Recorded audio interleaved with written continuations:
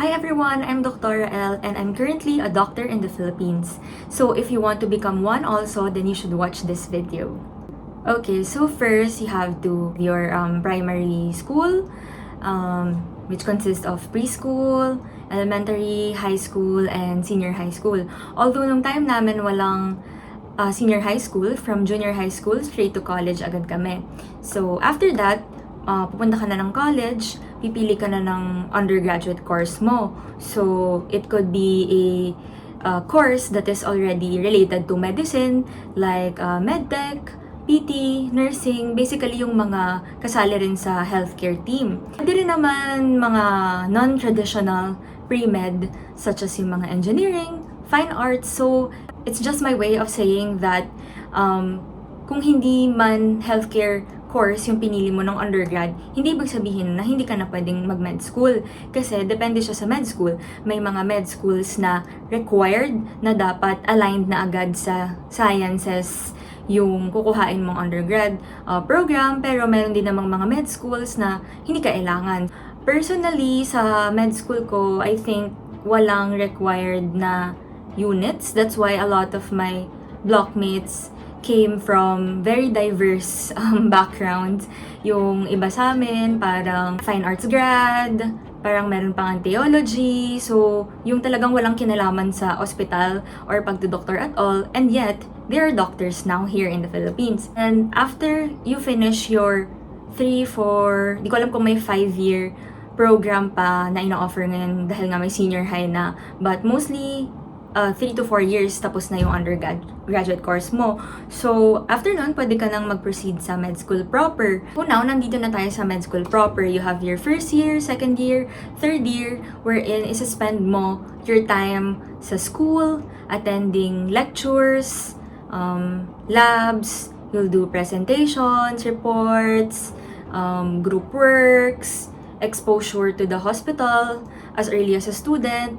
And then, after nung 3 years na yon na nasa school talaga kayo, pag 4th year na med student, yung tinatawag natin na clerkship or junior internship, wherein mag-duty na kayo sa home base nyo na hospital. So, may mga med schools na may sariling hospital, and may mga med schools din na walang sariling hospital. So, depende talaga siya kung saan ka papasok at mag-e-enroll. So, pag natapos mo yung 4 years na yun, mako-confer na sa'yo yung degree na Doctor of Medicine.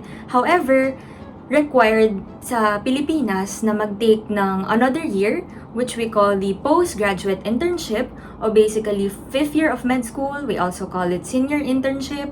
Depende rin also sa med school mo kung dun ka sa hospital ng school o lalabas ka na ng parang ikaw na bahala kung anong gusto mong hospital. Sa med school ko, hindi required na magstay for postgraduate internship, so I chose a public hospital to do my PGI-ship.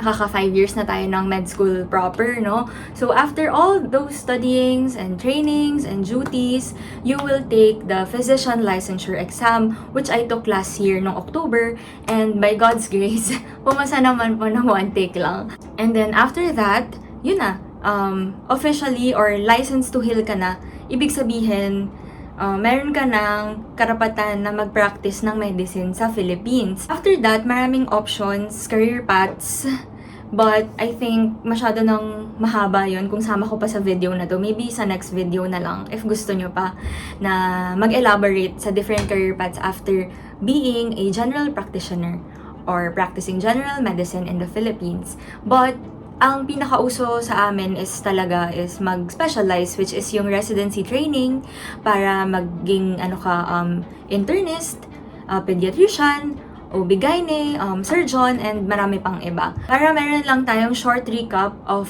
what or how long it take to become a doctor in the Philippines. Okay, start tayo sa primary school.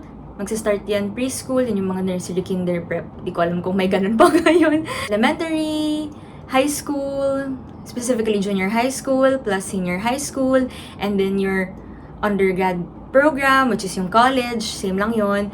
Tapos, next is med school proper na, 3 years sa school. Yung pang 4th year is yung tinatawag na clerkship or junior internship. Then yung next year after that is yung 5th year, which is yung postgraduate internship or senior internship. Tawag daw nila dati yon. And then after that, you have to take the physician licensure exam, which is a board exam.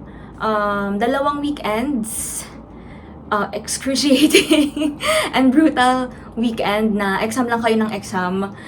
Tapos, after nun, parang mga 3 to 5 days, lalabas na yung result. So, kapag nandun na yung pangalan mo sa listahan ng PRC, sa internet, makikita naman, yun na, doktor ka na sa Pilipinas. Ang tawag, general practitioner or nagpa-practice ng general medicine. So, doktor ka na, pwede ka na magreseta, may lisensya ka na, and do a lot of stuff. A lot of cool stuff. Whatever you want, actually.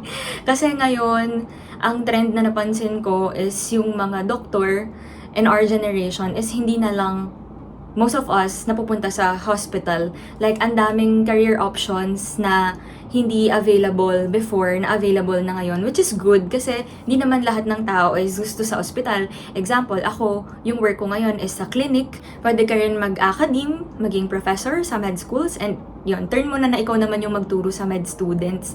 Ano pa ba? Basta maraming career opportunities. Pwede ka rin maging school physician, company clinic, pwede ka rin sa mga hemodialysis. And I'm sure marami pa akong nabanggit na, marami pa akong hindi nababanggit na options. But yeah, that's for the next videos na lang. I want to end it here, and sana kahit konti, may napulot kayo sa video na to para di naman sayang yung time nyo.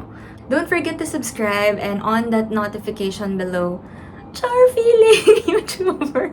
Yun lang, para updated kayo if may bago akong upload. And you can also share this video to your friends na magiging first generation doctor or basta gusto lang mag-doktor para magkaroon lang ng insights kung ano yung what's to expect and what's coming. Tsaka para ma-decide din nila kung gusto talaga nila, which is very helpful. Lalo na sa mga, yun nga, first generation doctor kagaya ko. So, that's it. Thank you for watching!